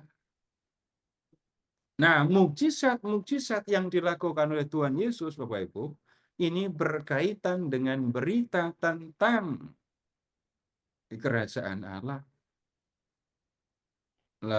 Kalimat Lukasnya, mukjizat yang dilakukan oleh Tuhan Yesus itu membuktikan bahwa kerajaan Allah sungguh-sungguh sudah datang. Nah, sekarang begini, Bapak Ibu, itu tadi kelihatannya ada yang nganterin roti enak itu di meja makan. Kalau Bapak Ibu dengar kalimat kayak gitu, Bapak Ibu akan nengok ke meja makan apa enggak? Untuk apa nengok ke meja makan? Membuktikan. Buktikan, beneran enggak ada yang nganterin roti tadi. Nah, Yesus mengatakan, kerajaan Allah sudah dekat. Kalau Bapak Ibu mendengar Yesus bilang begitu, terus Bapak Ibu diam saja, enggak tengok-tengok. Kerajaan Allah sudah datang. Terus pada nengok apa enggak? Mana, gitu.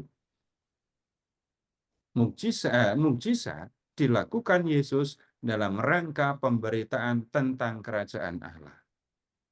Mukjizat yang dibuat oleh Tuhan Yesus itu membuktikan bahwa benar-benar kerajaan Allah sudah datang.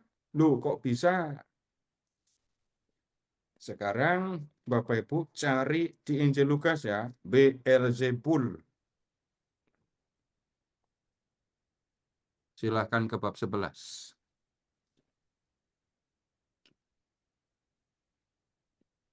Injil Lukas bab 11 mulai dari ayat 14.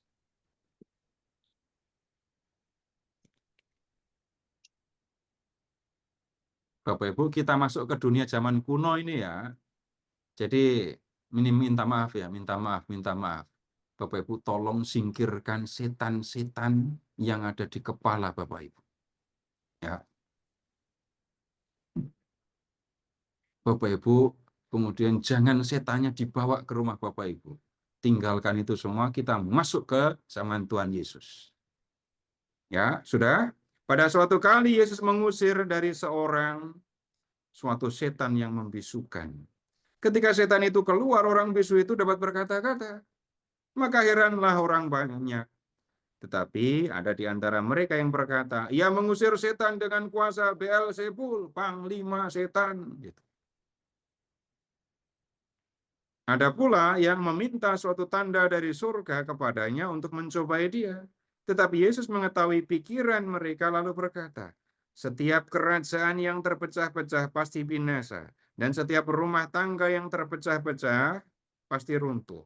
Nah ini, jikalau iblis juga terbagi-bagi dan melawan dirinya sendiri, bagaimana kerajaannya dapat bertahan?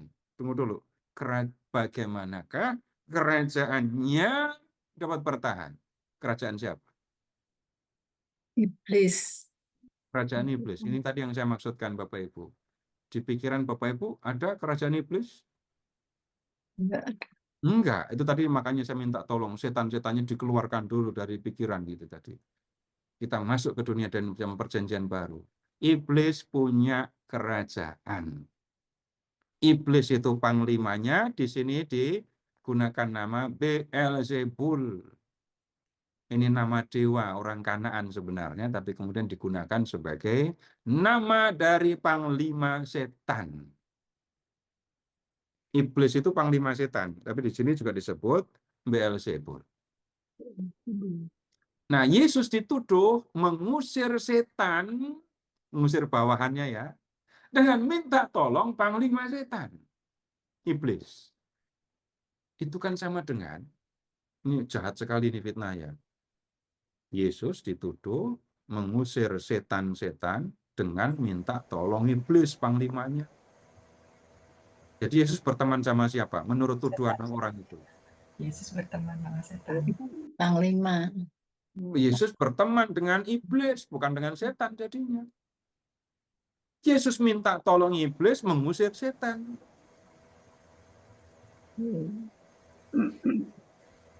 Ya.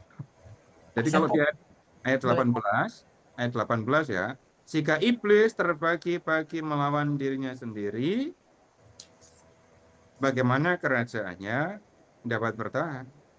Sebab kamu berkata bahwa aku mengusir setan dengan kuasa Beelzebul. Beelzebul itu sama dengan iblis. nama lain. Setan-setan, nah itu bawahan. Yesus mengusir setan, minta tolong iblis. Berarti Yesus berteman dengan iblis untuk mengusir anak buahnya. Itu tuduhan jahatnya itu. Tunggu dulu. Ada yang baru, ini yang perlu diingat ini ya. Iblis dengan setan itu beda. Bapak Ibu perhatikan saja tulisannya. Iblis dengan setan, iblisnya pasti ditulis pakai huruf besar. I-nya. Dan Bapak Ibu silahkan periksa, pernah nggak Bapak Ibu ketemu dengan iblis? Enggak. Setan-setan berulang kali. Kalau membaca kitab Wahyu, iblis berhadapan dengan Mikael. Bukan Mikael berhadapan dengan setan-setan, enggak. Mikael berhadapan dengan iblis. Nah, kemudian Yesus dituduh seperti itu. Nah, kemudian ayat 19. Jadi, jika aku mengusir setan dengan kuasa Beelzebul, dengan kuasa apakah pengikut-pengikutmu mengusirnya? Jadi di zaman Yesus Bapak Ibu, bukan hanya Yesus yang mengusir setan. Karena ini yang bicara ini siapa ya? Lihat ini ayat 15. Cuma dikatakan ada di antara mereka, gitu aja ya. Tapi Bapak Ibu begini, umumnya orang-orang Farisi juga punya kemampuan. Ada di antara mereka yang punya kemampuan untuk mengusir setan. Tekniknya bagaimana? Bapak Ibu boleh mengingat itu loh. Orang yang bukan pengikut Yesus menyebut nama Yesus untuk mengusir setan, untuk mengusir roh jahat. Ingat itu apa enggak? Kalau enggak, tolong mencari Yesus yang dimuliakan di atas gunung. Ada di mana ya? Bisa bantu enggak? Yesus yang dimuliakan di atas gunung. Kita periksa yang di Injil Lukas. Bab 9 ayat 28. 9 Ayat 28. 28.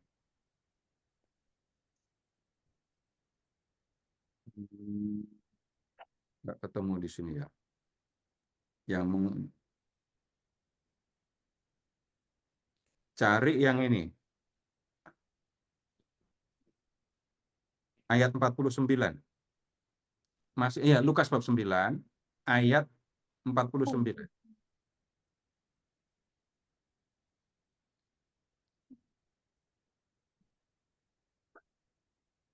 Ketemu?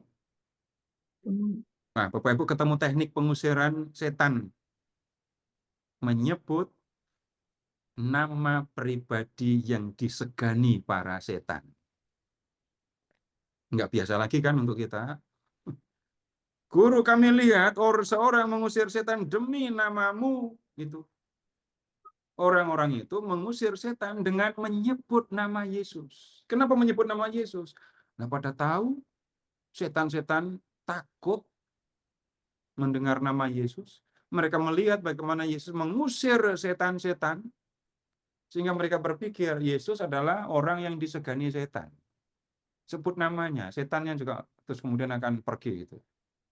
Nah, di antara orang-orang Yahudi, itu ada orang-orang yang diyakini disegani setan. Salah satunya adalah Salomo. Jadi kembali ke bab 11 ya. Kembali ke bab 11. Jika aku mengusir setan dengan kuasa Beelzebul, dengan kuasa mana pengikut-pengikutmu mengusirnya? Mereka yang akan menjadi hakim. Nah, Bapak Ibu, ayat penting untuk diberi tanda, ayat 20. Tetapi, jika aku mengusir setan dengan kuasa Allah, maka sesungguhnya kerajaan Allah sudah datang kepadamu. Bab 11 ayat 20. Kembali ke bab 11 tadi ya. Yesus dan Beelzebul tadi. Lalu di ayat 20 Yesus berkata, jika aku mengusir setan dengan kuasa Allah, maka sesungguhnya kerajaan Allah sudah datang kepadamu. Jadi pengusiran setan itu adalah tanda bahwa kerajaan Allah sudah datang. Belum dipahami kan? Udah paham belum? Bisa menerima tapi belum ngerti maksudnya apa. Ya, bingung. Kalau Bapak Ibu nyalakan kamera lalu saya lihat wajah Bapak Ibu, saya tahu itu. Kenapa? Ya kalimatnya belum selesai. Tuhan Yesus tahu itu juga. Maka Tuhan Yesus memberikan perumpamaan. Ayat 21. Ini perumpamaan ya. Apabila seorang yang kuat dan yang lengkap bersenjata menjaga rumahnya sendiri, maka amanlah segala miliknya. Tetapi jika seorang yang lebih kuat daripadanya menyerang dan mengalahkannya, maka orang itu akan merampas perlengkapan senjata yang diandalkannya dan akan membagi-bagikan rampasannya. Katanya penjelasan malah bikin pusing ini. Bapak Ibu sekarang silahkan mengingat orang yang kerasukan setan. Contoh yang paling jelas ya itu Bapak Ibu ingat orang-orang Gerasa tadi itu. Orang Gerasa itu dikuasai oleh setan kan? Dikuasai oleh setan. Dan tidak bisa apa-apa orang itu. Cuma nurut saja apa yang dimau setan. Lalu lihat Bapak Ibu, Yesus datang ke situ dan setan-setan tahu Yesus punya kuasa untuk menyiksa setan-setan itu. Itu yang terjadi ketika Yesus menyembuhkan orang yang kerasukan. Nah, dalam kiasan ini tadi, apabila seorang yang kuat lengkap bersenjata menjaga rumahnya sendiri. Ini bicara tentang setan-setan yang masuk dalam raga seseorang. Setan masuk ke dalam raga seorang, menjadikan raga orang itu sebagai rumahnya. Wah, ini kuat ini orangnya. Setan-setannya kuat. Seorang kuat lengkap dengan senjata. Nah, ayat 22. Jika seorang yang lebih kuat daripadanya menyerang dan mengalahkannya, nah ini Yesus. Maka orang itu akan merampas perlengkapan senjata yang diandalkannya dan membagi-bagi rampasannya. Yesus punya kuasa melampaui setan-setan seberapapun banyaknya setan. 2000 setan. Gitu ya. Seandainya satu babi, satu setan gitu aja sudah 2000 setan kan. Maria Magdalena dibebaskan dari 7 roh jahat. Bapak Ibu pernah ketemu berapa roh jahat? Ini 2000 setan masuk ke dalam diri seseorang, Yesus mengalahkan mereka semuanya. Yesus punya kuasa itu. Nah sekarang, kalau ada orang yang kerasukan setan, Bapak Ibu ingat ya, ada kerajaan iblis. Iblis itu panglimanya atau rajanya, setan-setan itu anak buahnya. Anak buah iblis, setan-setan berkeliaran dalam dunia manusia. Merasuki orang, mengganggu orang, membuat orang menderita. Itu tanda kalau kerajaan setan berkuasa di dunia. Balik lagi Bapak Ibu, ini contoh pemahaman yang lama.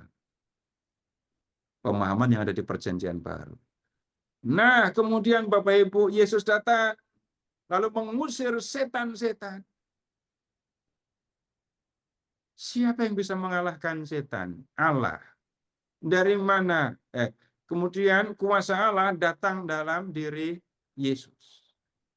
Yang bisa mengalahkan setan, yang bisa mengalahkan kerajaan iblis hanya Allah. Kalau Yesus mengalahkan iblis, mengusir setan-setan, itu jelas menjadi tanda. Kerajaan Allah sudah datang menunjukkan kuasanya dalam diri Yesus. sampai di sini bisa dipahami? Terimanya pasti terima. Ini pertanyaannya paham atau enggak ini. Sekali lagi ini tidak biasa karena beda dengan yang kita pikirkan. Kita yang harus masuk ke dunia zaman Yesus dulu. Malam ini direnungkan, Senin depan kita lanjut diskusinya. Gitu ya. Karena kita belum melihat nanti mukjizat yang lain kaitannya dengan pemberitaan tentang kerajaan Allah. Kalau ada yang Pak, perlu saya klarifikasi, tanya boleh nggak? ya. Saya tanya ya Pak, ya boleh ya, Pak Ferry. Ya. Ya, silakan Bu. Pak, kalau misalnya zaman dulu tuh kalau misalnya orang jahat sekali itu juga kerasukan setan ya Pak? Ibu baca yang ada di teks dulu, Ibu. Itu tadi nggak muncul di teks kan? Enggak. Nah, ini dulu. Pahami yang tertulis dulu. Nah, nanti setan-setan dalam apa itu gangguan yang lain-lain tunggu dulu. Ya. Jadi malam ini Bapak Ibu pahami yang ini dulu. Kalau Yesus membuat mukjizat, terutama mengusir roh jahat, mengusir setan, itu tanda kalau kerajaan Allah sudah datang. Tetapi kalau aku mengusir setan dengan kuasa roh Allah, maka sesungguhnya kerajaan Allah sudah datang kepadamu. Jadi mukjizat pengusiran setan itu menjadi bukti kalau kerajaan Allah yang menjadi pokok pemberitaan Yesus benar-benar sudah datang. Kita bicara tentang kerajaan Allah juga seperti yang ada di dalam teks. Spiritualisasi kerajaan Allah itu kalimatnya jadinya ketika Tuhan meraja di dalam hati kita, maka itulah kerajaan Allah. Bapak Ibu nggak akan bisa menggunakan pemahaman itu untuk memahami teks kitab suci. Atau yang mengatakan ini loh, memperluas kerajaan Allah di dunia. Bapak Ibu tidak akan bisa menggunakan itu untuk mengerti yang ada di dalam teks kitab suci. Maka yang pertama kita lakukan, pelajari Alkitab apa adanya dulu. Itu ya. Toto, boleh tanya Toto. Ya, Pak. Kalau kerajaan Allah sudah datang di sini, apa bisa diartikan bahwa kerajaan Allah itu ya Yesus sendiri itu? Bapak Ibu lihat, Yesus membawa kuasa Allah. Kuasa Allah bekerja di dalam diri Yesus. Coba Bapak Ibu kalau misalnya Bapak mengatakan, ya kerajaan Allah itu sama dengan Yesus. Yesus mengatakan, bertobatlah kerajaan Allah sudah dekat. Yesus berkata jadinya, bertobatlah, aku sudah dekat, gitu. Nggak bisa kan? Yesus itu raja kerajaan Allah. Tunggu dulu. Yesus itu rajanya. Jadi itu tadi contoh-contoh, kita lihat apa adanya di dalam teks dulu. Yesus membawa kerajaan Allah, Yesus membawa kuasa Allah, sehingga lihat setan-setan pun kalah gitu. Jadi gini, kita baca dan berusaha memahami yang ini tertulis. Ini contoh penjelasan kerajaan Allah itu Allah meraja di hati, kerajaan Allah itu gereja, kerajaan Allah itu Yesus sendiri. Ini contoh-contoh yang seringkali kita dengarkan. Tapi kalau pemahaman itu dimasukkan ke dalam teks Alkitab, saya jamin Bapak Ibu bingung. Kerajaan Allah itu seumpama biji sesawi. Kerajaan Allah itu seumpama apalagi. Coba masukkan kalimat-kalimat kayak gitu. Nggak akan ketemu jadi. Begitu dulu, Pak. Jadi definisinya apa ya? Kerajaan Allah itu? Saya belum bicara tentang definisi. Saya baru mengajak Bapak Ibu membaca mukjizat, kan ini tadi temanya mukjizat kan? Lalu yang malam ini kita diskusinya sampai pengusiran roh jahat itu adalah bukti datangnya kerajaan Allah. Mau tahu kerajaan Allah seperti yang dimaksudkan Yesus dalam kaitannya dengan mukjizat? Nah, join lagi minggu depan. Ya. Oke. Baik, Pak Seto Pak. tadi bilang Lanjut. itu mungkin apa Jika definisi mau tanya Pak Seto, ini sudah waktu, nanti bisa disimpan dalam pertanyaan disimpan. yang Oke. berikutnya, Pak ya. Ya, Ditulis disimpan dulu itu. supaya nggak hilang. Terima kasih. definisi Baik, mukjizat Pak Seto tadi. Kenapa? Definisi mukjizat tadi. Peristiwa yang tidak biasa di luar kebiasaan itu ya. Tidak biasa itu maksudnya hebat, unggul. Dan kemudian di dalamnya orang melihat karya Allah. Baik, mari kita berdoa. Dalam nama Bapa dan Putra dan Roh Kudus. Amin. Allah Bapa yang Maha Kasih, malam ini kami telah belajar tentang mukjizat yang dikerjakan oleh Tuhan Yesus. Dia datang untuk memberitakan kerajaan Allah dan membuktikan kehadiran kerajaan Allah itu dengan mukjizat-mukjizat yang dilakukannya. Bapa, kami mohon kepadamu, bantulah kami, agar di dalam kehidupan kami, mata kami, hati kami sanggup memandang peristiwa-peristiwa yang menunjukkan bagaimana Engkau hadir dan menyertai kami dalam perjalanan hidup kami. Kami percaya, Bapa, bahwa Engkau menunjukkan kuasa-Mu di dalam setiap langkah dalam kehidupan kami. Kami percaya juga bahwa Engkau memperhatikan kami dan menggunakan kuasa-Mu untuk menolong kami. Bapa, bantulah saudara-saudara kami yang mengalami kesulitan.